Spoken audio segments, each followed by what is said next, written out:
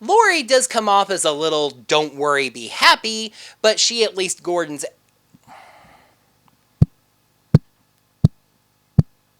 Ow.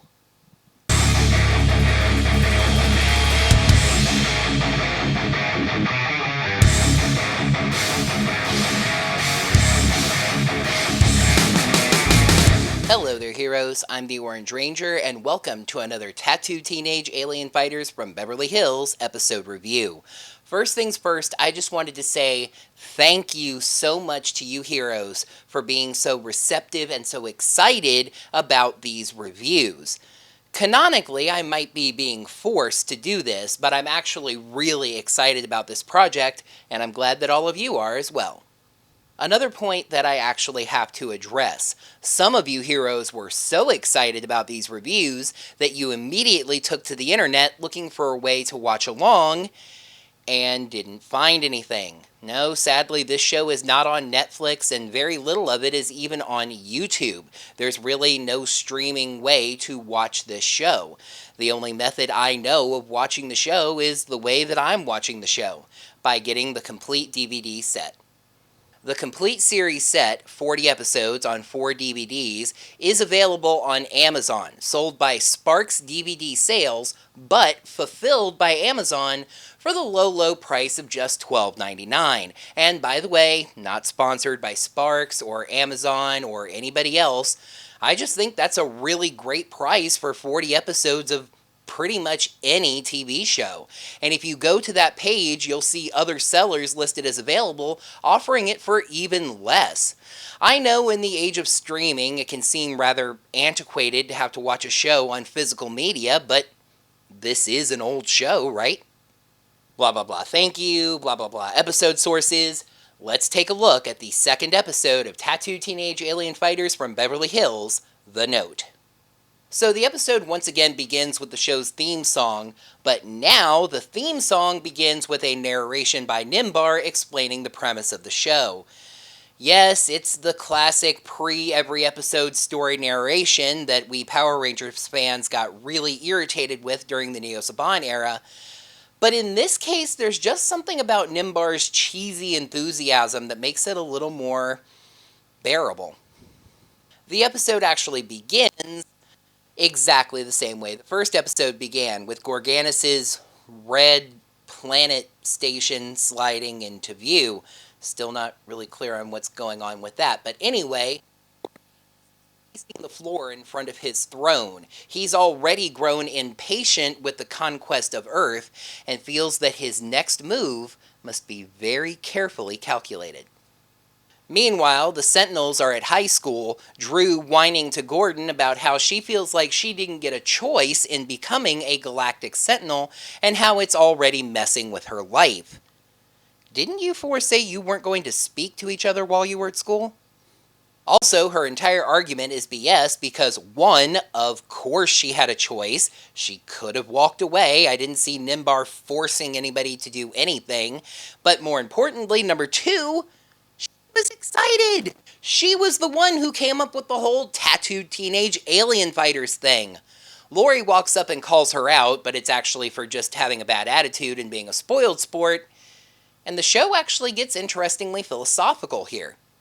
You see, Drew is a nonconformist, and the show actually spends a few minutes here kind of discussing philosophy, the need for structure in society, rules and order versus not conforming to society's expectations.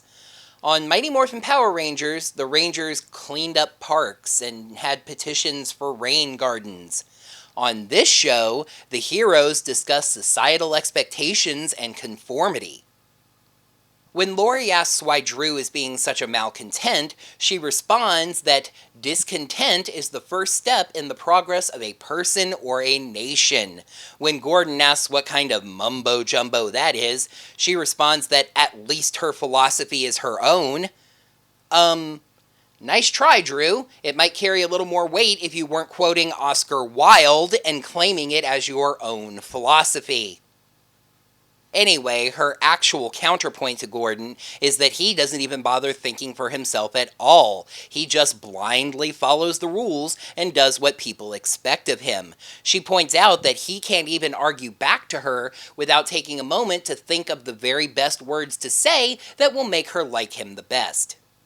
Back over with Emperor Gorganis, he's still thinking about the best monster to send to Earth.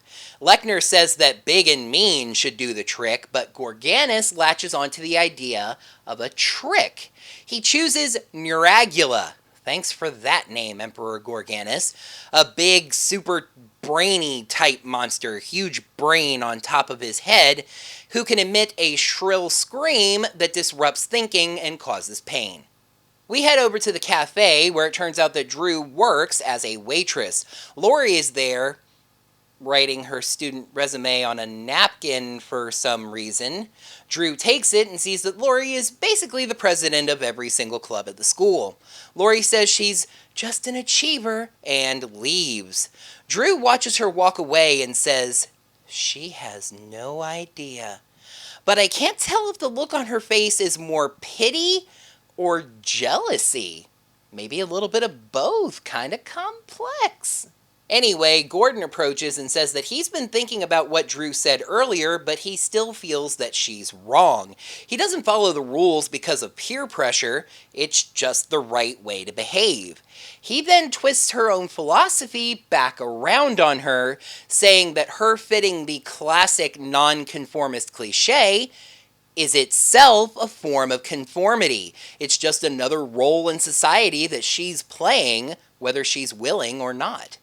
Swinton enters, and despite Drew thinking that he'll maintain the image that the four of them don't know each other, despite the fact that three of them were openly talking with each other in the middle of the school hallway earlier in the day, he approaches them anyway. He does realize what he's done, though, and fakes talking about an organic salad bar at the school. Gordon gets a page on his electronic date book. Organic salad bar, electronic date book. The 90s. And leaves, but not before dissing Swinton about not being popular enough to own one. We get a full-screen logo transition that ends up dropping us off exactly where we had just been. That, kids, is called a jump cut. Anyway, Laurie returns to the cafe to meet Gordon, but as we saw, he's already left. She was going to return a book that she borrowed from him, again because these four absolutely do not know each other or engage with each other whatsoever. Swinton says that he can return the book for her, and she thanks him, leaving. He's all goo-goo gaga about the fact that Laurie asked him to do her a favor. Drew's ready to puke, but then she sees an opportunity in this, a chance to prove that Gordon only cares about peer pressure. If she could just get a note from Laurie asking Gordon to break the rules for her, she could prove what she's been saying. She doesn't think it's going to be possible. It's not like Laurie would participate in that. However, Swinton developed a program that copies handwriting to get himself out of gym class. And it just so happens that Laurie left the student resume that she had been writing on a cafe napkin, again for some reason. Drew talks a nervous Swinton into this plan by saying it's a chance to get back at Gordon for dissing him so much, and they come up with the note. Drew tells Swinton to generate the note and meet her at Gordon's locker, while she goes and gets a projector from an AV geek for a poetry reading. It turns out that Swinton knows this geek, of course. He's Swinton's ride to school because Swinton doesn't drive yet. It's not relevant to this episode, but I thought I'd mention it in case it comes up later. Drew and Swinton meet at Gordon's locker maybe the next day. The timescale of this episode is a little difficult to read, and they slip the note into the book that Gordon borrowed from Laurie. Swinton awkwardly gives the book to Gordon just like Laurie asked him to. He sees the note and is very impressed and pleased that Laurie would ask him to break the rules to stand at her side. She then approaches and asks if Gordon got the book, and he swaggeringly says that he did. Laurie's tattoo then flashes, but only hers, none of the other three. Gordon invites himself along anyway, saying that he can break loose every now and then, just like the note said. How interesting. Nimbar opens a portal right in the middle of the school hallway, and this leads to something that I need to address, although I will mention it again as a reminder from time to time. Nimbar seemingly cannot control the location of the power portals. All he can do is open the closest portal to the sentinels that he's summoning. So, in case you're wondering why Nimbar is risking the sentinels' identities by opening a portal right in the middle of a school hallway, this is why. The two of them enter the portal, and Drew and Swinton congratulate each other as everything is going according to plan. As the two of them arrive in Nimbar's cave, Nimbar points out to Gordon that he was not summoned. Gordon basically keeps reading from the note, "Hey, I can break the rules every now and then, what's the harm?" Nimbar has no objection to his being there. He only summoned Laurie because this is a reconnaissance mission, not a battle. He's received telemetry that Gorganus has sent a monster to Earth. However, a solar storm is interfering with his signals, and it's possible that it's false. He tells the two of them to transform and to go scouting to see if there actually is a monster. Remember, this is pre-internet, or at least pre-ubiquitous internet, though you would think he could pick up standard TV or even radio signals that would be saying, "Giant brain monster attacking Beverly Hills." Nimbar warns the two repeatedly not to engage in battle with any monsters that they find, because the solar storm is not only interfering with his telemetry, but with the functions of the power portals as well. Not really, it's not actually a factor. It's more the potential of danger. If the two get in a fight, there's a possibility that the portals wouldn't allow the other two to come and back them up. Gordon breaks this rule in 10. The two of them transform and beam out, splitting up to go search. After a quick scene that really doesn't actually matter, just establishing that Drew, Swinton, and the AV Geek are going to be meeting at Drew's house, Scorpio and Taurus search for the monster but can't seem to find anything. Nimbar is trying to follow along and wonders why the signal is so weak. He then realizes it's because the monster is Neuragula. It attacks the two, and just like that, Gordon completely says screw the instructions and attacks the monster, getting knocked on his butt for his trouble. At Drew's house, Swinton and the AV nerd, Dwayne, are going over the equipment that Drew is borrowing with Drew. You may find Dwayne just a little bit familiar. He was played by Michael Bauer, who us 90s kids will better remember as Eddie Donkey Lips Gelfin on Nickelodeon's Salute Your Shorts. Dwayne is your typical stammering, allergic to everything, lisping geek. Long story short, Drew and Swinton get summoned by Nimbar and basically shove Dwayne into her house, leaving through the portal that we've already established is in her backyard. They arrive in Nimbar's cave, and he explains the situation, especially how odd it is that Gordon violated a direct order. Swinton starts to confess, but Drew cuts him off, and then seeing the battle going on, they realize time is of the essence, transforming and heading out. Small little note about the transformation here. We've gotten to see two Sentinels now transforming at a time each, and when the entire team doesn't transform together, it seems like the transformation call is said live on set, and it just loses a little punch, as I'll mention later. Centaur and Apollo, oh, by the way, that reminds me, another little note that I wanted to say. I think I mentioned this in a graphic last week, but I didn't actually say it out loud. It turns out that Centaur and Apollo's symbols are actually zodiac signs as well. They're the zodiac signs for Sagittarius and Aquarius. I guess those names just aren't as quite dynamic as Scorpio and Taurus. Yeah, I'd have to agree on that one. Anyway, the two of them beam in, and we get a nice little fight scene. While the Sentinels get in a few licks here and there, they're clearly outmatched at the moment, and Nimbar beams them back. The team discusses how they can possibly fight this monster, and we run into a little bit of a script fragment, as the team mentions how the monster has been reconfigured and is even uglier than before, despite the fact this is the first time they're actually fighting it. Anyway, the two halves of the monster's brain create a harmonic buzz that makes it impossible to think. To fight the monster, they have to get its two brain halves, emotion and logic, acting in opposition to each other. Gordon thinks it'll be impossible to trick this monster, but Drew says, "Why not? It worked with you." Gordon asks what she means, but she's saved by the screech as it's time to get back to battle. And, proving the point that I mentioned earlier, when the entire team transforms together, their transformation call is properly loud and confident.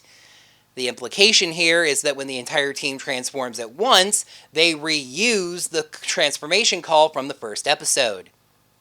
The team gets back into battle, and their cunning plan to get the two halves of the monster's brain working against each other is to fire beams at it.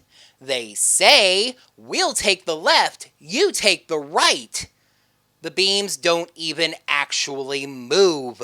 The monster emits its scream, they all get knocked down, and Scorpio basically says, "Screw this, let's form Nitron."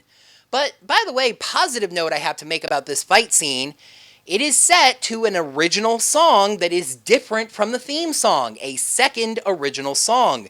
This show had something of an original soundtrack, and it's another good song. Anyway, the battle plan has gone directly into the trash can, and I don't have to wait for the pros and cons to tell you that this fight scene sucks on toast. Nitron fires beams at the monster from its sword. The monster occasionally fires back, Nitron blocking with its shield. Gorganus then basically just gives up and decides to recall the monster, though it collapses and explodes anyway, so I can't be sure if it was recalled or destroyed. I feel like they just kind of tossed this line in so that this monster could be reused without it being a plot hole. Fight over, Nitron wins, that's it. As the team returns, Gordon still remembers what Drew said, and she confesses to tricking him with the note. Swinton says they weren't trying to hurt anyone, just prove Drew's point about Gordon's susceptibility to peer pressure. Nimbar rightly tells them off for this, saying the little prank almost got the entire galaxy destroyed, and he will not stand for that sort of behavior in the future. He lets them off with a warning this time, but tells them to remember what happened today, and what could have happened today. Is Nimbar a better mentor than Zordon? We get a night establishing shot of the Beverly Hills sign that is so dark that the words Beverly Hills are literally all we can see. The other three Sentinels are attending Drew's poetry reading, which is all weird and avant-garde and all that stuff, of course. She thanks them for coming, and it was at this point I started to realize that my criticism about them not being friends but hanging out together all the time is really less a plot hole and more, I think, kind of an intended thing where they don't want to be friends since they're so different, but they're battle comrades, so it's just something that's happening naturally, even if they don't want it to. Gordon asks for the note so he can destroy it, and Drew, feeling guilty, says that she'll just do it herself. But she can't find it. The last place she remembers seeing it is at her house, with Dwayne, who found the note and thought it was from her. What goes around comes around. Well, we're out of the premiere and into the series regular, so let's read the signs and see how this show has settled in. Episode 2, The Note. Pros, unexpectedly philosophical, nice performance by Drew's actress, and Nimbar's kick-ass mentoring. Cons, terrible strategy versus execution, horrible Nitron fight, and a missed lesson. Has Power Rangers ever quoted Oscar Wilde? Came for spandex heroes fighting monsters, got a philosophy lesson. The Note gets 3.5 signs out of 5. It was so refreshing watching the scene with Drew, Gordon, and Laurie discussing their differing philosophies because it makes their characters so much deeper than just informed character attributes. Gordon isn't just a rules follower, he values the structure of society. Drew isn't just some nonconformist hippie, she has serious legitimate concerns about conforming to society's expectations. Laurie does come off as a little don't worry, be happy and not very deep, but she at least echoes Gordon's feelings and also states the value of traditions. I mean, this is writing with a message. This is writing that actually respects the intelligence of its audience and is willing to make them think. Neither side, Drew nor Gordon, is presented as entirely right or wrong, and we see flaws in both Drew and Gordon's thinking and actions, which is something I'm going to get back to in the cons, actually. But this was just far deeper than I was expecting. Drew specifically was really great in this episode. Her actress, K. Jill Sorgan, was given a lot to work with, spouting Drew's philosophizing, and even subtle little notes like that look I mentioned that she gave Laurie as Laurie left the cafe. That mixture of pity for society's perfect little princess, mixed with the slightest little tinge of jealousy for her being that popular and successful. And at the end of the episode, she does seem properly saddened and chastised for her actions. And dude, Nimbar, he surprised the crud out of me when he actually criticized his heroes. I can hardly remember, I don't really ever remember actually, Zordon criticizing the Power Rangers at any point. Probably because they were written to be perfect little do-gooders, and any flaws that popped up in an episode were due to magical influence. Nimbar is sweet and grandfatherly and all that stuff I said before, but he's not going to take any garbage from these teens. The galaxy is in danger, and Nimbar's going to need them to get their friggin' act together. However, transitioning the plot over to the action half of the episode is where everything fell apart. For the Sentinels to discuss in such detail, spending like 2 minutes talking about the intricate scientific details of their plan and why it was going to work, none of that transitions into the final battle. You can't just say that you're aiming at the two halves of its brain, especially when you're not, and then your plan doesn't even work. You just formed Nitron anyway and just won. And Nimbar on a platter was that Nitron fight terrible. The two of them hardly even moved. They just shot back and forth at each other, Nitron being the only one intelligent enough apparently to try dodging, or what he did, blocking. There's not even really a finishing move. Nitron just keeps shooting at the monster and eventually Gorganis just gives up on it. Confession, I wanted to give this episode 4 signs out of 5 for the strength of the philosophy and the plot, but I had to deduct half a sign for this fight being such weak sauce. I just really hope that the Sentinel side of things improves. And here's an interesting little note that I just count as a missed opportunity as far as the lesson of the episode. Drew was absolutely wrong for faking that note to Gordon, and she realized that by the end of the episode. However, she was absolutely right. Gordon's adherence to the rules melted like butter when he thought that Laurie found it attractive for him to rebel on her behalf. The show doesn't address his moral weakness in that regard, when it would have been a really nice, you were wrong, but so was I moment. But in the end, it is hard for me to overstate just how much this episode surprised me. I didn't remember this show getting nearly this deep. Let me ask you, Hero, something.